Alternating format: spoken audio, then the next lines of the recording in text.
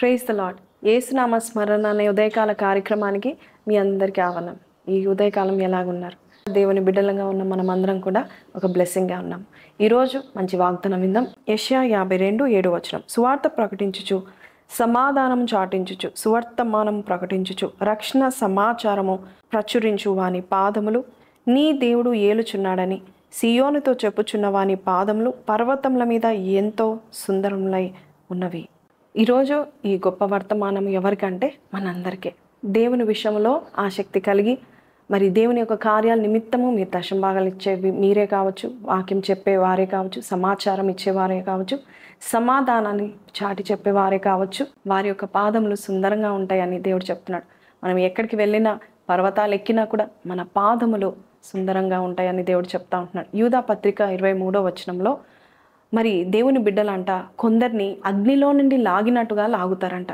ఒకసారంట ఒక ఆవిడ వారి గృహం కాలిపోయేటప్పుడు ఆ ఇంట్లో ఉన్న ఆవిడ తన బీరువాని గట్టిగా పట్టుకొని నా డబ్బులు నా బంగారం నేను వదలను అని చెప్తా ఉంటే అక్కడ ఉన్న ముసలోళ్ళు ఒక మాట అన్నారంట, అమ్మా నీవు బ్రతికుంటే మరొక్కసారి నువ్వు సంపాదించుకోగలుగుతావేమో, కానీ నీవు మాత్రం ఇప్పుడు బ్రతకాలి కాబట్టి నువ్వు బయటికి రా, అవి పోయాయి, మరొక్కసారి పొందుకోవచ్చు అని చెప్పాడు.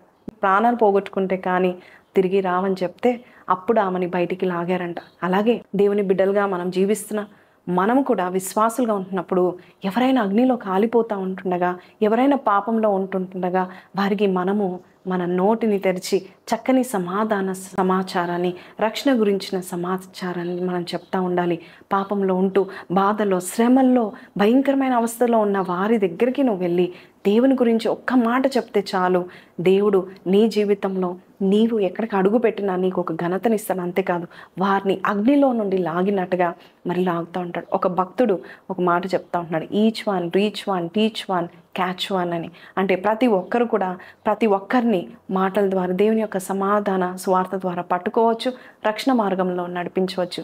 అందుకే దానియేలు గ్రంథంలో కూడా మనం చూస్తున్నాం, ఎవరైతే నీతి మార్గంలో ఎవరినైతే నడిపిస్తారో వారు ఎప్పుడు అంట ఆకాశంలో ప్రకాశిస్తున్న నక్షత్రం వలె పోలి ఉంటారంట.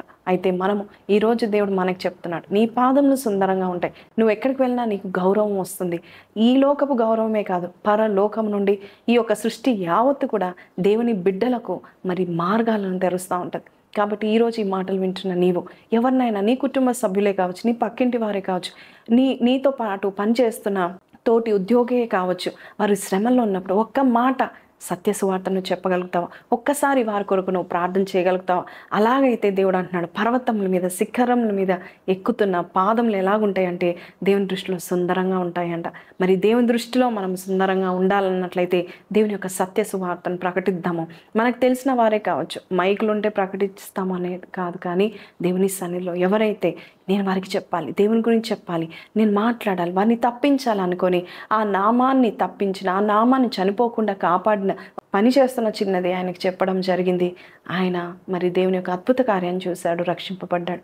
అలాగే మనం కూడా ఒక్క మాట సెలవిస్తే దేవుడు అంటున్నాడు, నీ పాదములు సుందరంగా ఉంటాయి. నువ్వు ఎలాంటి కష్టంలో ఉన్నా, శ్రమల్లో ఉన్నా కూడా దేవుడు విడిపిస్తాడని నువ్వు నమ్మి ఎదుటి వారి కష్టం విషయంలో కూడా నువ్వు ప్రార్థన చేసి అలాగే వారిని ఓదార్చి వారికి దేవుని గురించి నువ్వు చెప్పినట్లయితే దేవాది దేవుడు నీ యొక్క సువార్తను దేవుడు ఘనపరిచి వారిని మార్చడానికి, అగ్నిలో నుండి నరకంలో వారు పడవేయబడకుండా దేవుడు వారిని కాపాడతాడంట.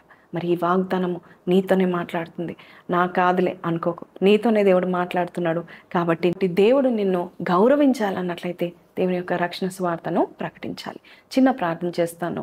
ప్రతి ఒక్కరు కూడా తలలు వంచండి, అభిషేకం కొరకు ప్రార్థన చేద్దాం. పరిశుద్ధుడ మహోన్నతుడు తండ్రి, ఈ లోకపు మాటలు కాదు నాయన మేము చెప్పేది, నీ మాటలు నాయన. నీ గురించి చెప్పినప్పుడు మనుషుల హృదయాల మండాలు నాయన ప్రభ, అట్టి ఒక పరిచయం మేము చేయడానికి నీవే కృపను చూపించండి.